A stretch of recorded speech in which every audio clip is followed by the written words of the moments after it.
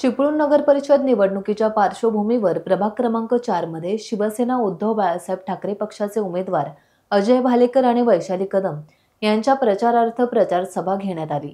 या सभेला शिवसेना नेते आणि आमदार भास्कर जाधव यांनी मार्गदर्शन केले। यावेळी नगराध्यक्ष पदाचे उमेदवार रमेश कदम यांच्यासह आघाडीमधील अनेक पदाधिकारी उपस्थित होते। यावेळी आमदार भास्कर जाधव यांनी सुप्रीम कोर्टमुळे निवडणुका होत असल्याचं सांगून एवढ्या मोठ्या नगरपालिकेची सत्ता कोणाच्या हातात देणार असा प्रश्न उपस्थित केला। पक्ष जात धर्म विसरून एकत्र या आणि चिपळूणचा विकास करा असे आवाहन त्यांनी यावेळेस केले। 2 तारखेला आपल्या चिपळूण नगरपालिकेची निवडणूक होणार आहे आणि या निवडणुकीकरता नगराध्यक्ष पदाचे उमेदवार आपल्या सर्वांचे लाडके नेते माजी आमदार सन्माननीय रमेशभाई कदम यांची निशाणी आहे तुतारी। त्याचबरोबर याच प्रभागामध्ये दुसरे जे उमेदवार आहेत ते आहेत अजय भालेकर, त्यांची निशाणी आहे मशाल। आणि तिसऱ्या ज्या आपल्या महिला भगिनी उमेदवार आहेत स्वातीताई ना वैशालीताई कदम, त्यांची सुद्धा निशाणी आहे मशाल। 2 तारखेला आपल्या सर्वांना एक पवित्र असं काम करायचं आहे। खरं तर देशाला स्वातंत्र्य मिळाल्यानंतर आणि डॉक्टर बाबासाहेब आंबेडकरांनी जी घटना आपल्याला दिलेली आहे त्या घटनेमध्ये आणि या लोकशाही मूल्यांमध्ये निवडणूक ही अत्यंत महत्वाची प्रक्रिया आहे। एक प्रकारचा उत्सव आहे, एक प्रकारचा सण आहे आणि हा 2 तारखेला आपल्या सर्वांना कर्तव्य पार पाडायचं आहे। सकाळी 7 वाजल्यापासून संध्याकाळी मला वाटतं 5:30 वाजेपर्यंत मतदानाची 7:30 ते 5:30 मतदानाची वेळ असेल।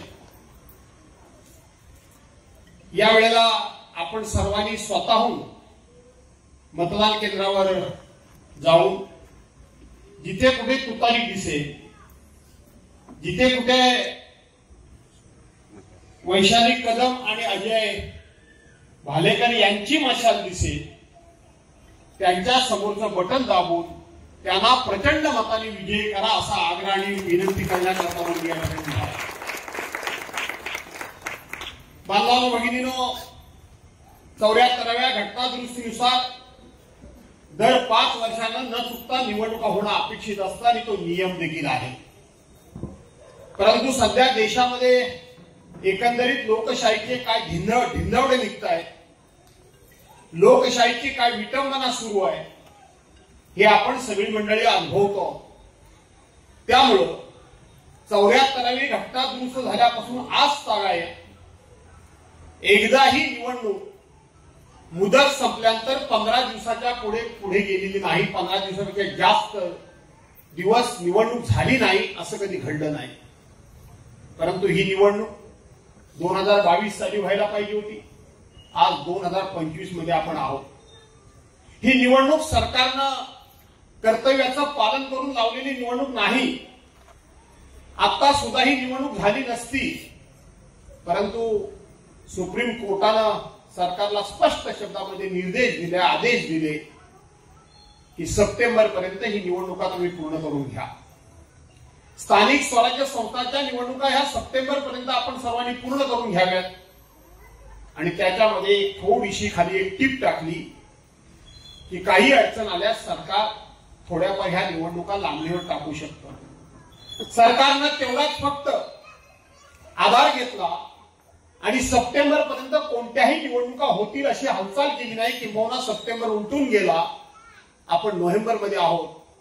लोकशाही मानायचीच नाही अशी ज्यांची प्रवृत्ती आहे, काही मंडळी त्याच्या अगेन्स्ट पुन्हा कोर्टात गेली आणि कोर्टानं स्पष्ट सांगितलं की सर्व स्थानिक स्वराज्य संस्थेच्या रखडलेल्या निवडणुका त्या 31 जानेवारी पूर्वी पूर्ण करा।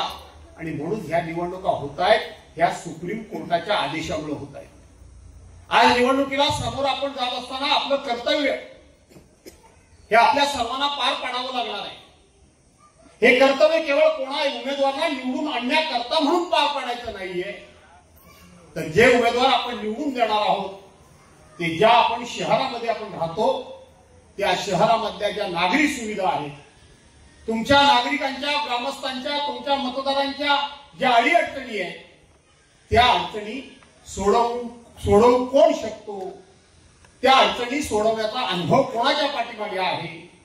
शेवटी आपण सुद्धा आपल्या गावातलं एखादं छोटस जरी मंडळ असेल तर त्या मंडळाचा अध्यक्ष निवडताना आपण गावामध्ये 4-4 बैठका घेतो, 4-4 बैठका घेतो आणि छोट्याशा मंडळाचा अध्यक्ष कोण असावा, त्या मंडळाच्या अध्यक्षाची धुरा कोणाच्या हातामध्ये असावी, हा मंडळाचा विचार आपण करतो.